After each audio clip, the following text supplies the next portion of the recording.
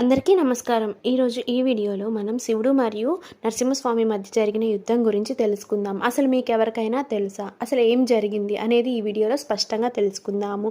కొత్తగా మన ఛానల్ ఎవరైనా చూస్తున్నట్లయితే సబ్స్క్రైబ్ చేసుకొని పక్కనే వచ్చే బెల్ సింబల్ని క్లిక్ చేయడం ద్వారా నేను పెట్టే ప్రతి ఒక్క నోటిఫికేషన్ అనేది మీకు అందడం జరుగుతుంది. ఇక ఆలస్యం చేయకుండా కథలోకి వెళ్ళిపోదాం.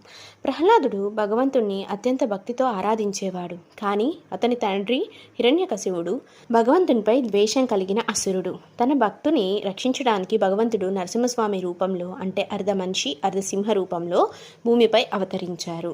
హిరణ్యకశిపుని చంపి ధర్మాన్ని స్థాపించాడు. కానీ ఆ తర్వాత నరసింహస్వామి యొక్క ఉగ్ర రూపం అదుపు తప్పింది.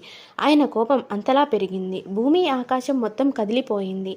దేవతలు, ఋషులు, మనుషులు ఎవరూ ఆయన సమీపానికి వెళ్ళలేకపోయారు. బ్రహ్మదేవుడు, ఇంద్రుడు, శ్రీ మహావిష్ణువు కూడా ఆయనను శాంతింపచేయడానికి ప్రయత్నించారు. కానీ నరసింహస్వామి యొక్క ఉగ్రత తగ్గలేదు. శివుడి ప్రవేశం కోసం చూస్తున్నారు దేవతలు. దేవతల ప్రార్థనలతో బ్రహ్మదేవుడు శివుడిని కోరాడు. ఓ మహాదేవ, నరసింహస్వామి ఉగ్రరూపాన్ని శాంతింపచేయగలిగేది నువ్వే అని. శివుడు సంతోషంగా అంగీకరించి శరభేశ్వర స్వరూపాన్ని ధరించాడు. శరభేశ్వరుడు ఒక అద్భుతమైన రూపం. 8 కాళ్ళు, 2 రెక్కలు, సింహపు ముఖము, మానవ దేహము, దివ్య కాంతితో కాంతిస్తున్నాడు. ఆయన నరసింహస్వామి ముందు ప్రత్యక్షమయ్యాడు. యుద్ధం ఇప్పుడే ప్రారంభమవుతుంది. నరసింహస్వామి శరభేశ్వరుని చూసి ఆయనను శత్రువుగా భావించాడు. ఇద్దరి మధ్య ఘోరమైన యుద్ధం ప్రారంభమైంది. ఆకాశం చీలిపోయింది, భూమి కంపించింది, సముద్రాలు ఉప్పొంగాయి. దేవతలు భయంతో తలదించుకున్నారు. ఇద్దరు మహాదేవతల యుద్ధం చూడడానికి అర్హత ఎవరికీ లేదు. చివరికి శరభేశ్వరుడు తన దివ్యశక్తితో నరసింహస్వామిని తన ఒడిలో ఎత్తి ప్రేమతో ఆలింగనం చేశాడు. ఆ ఆలింగనంతో భగవంతునిపై కోపం శాంతమైంది. నరసింహస్వామి తన ఉగ్రరూపాన్ని విడిచి శాంతమూర్తిగా మారాడు.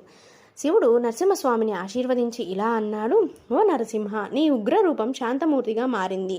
భక్తుల రక్షణ కోసం నీవు సదా నిలిచి ఉంటావు. అప్పుడు నరసింహస్వామి కూడా శివుడిని నమస్కరించి, ఓ మహాదేవ, నీ శరభేశ్వర అవతారం సర్వలోకాలకు శాంతిని ప్రసాదించుగాక అని ఆశీర్వదించాడు.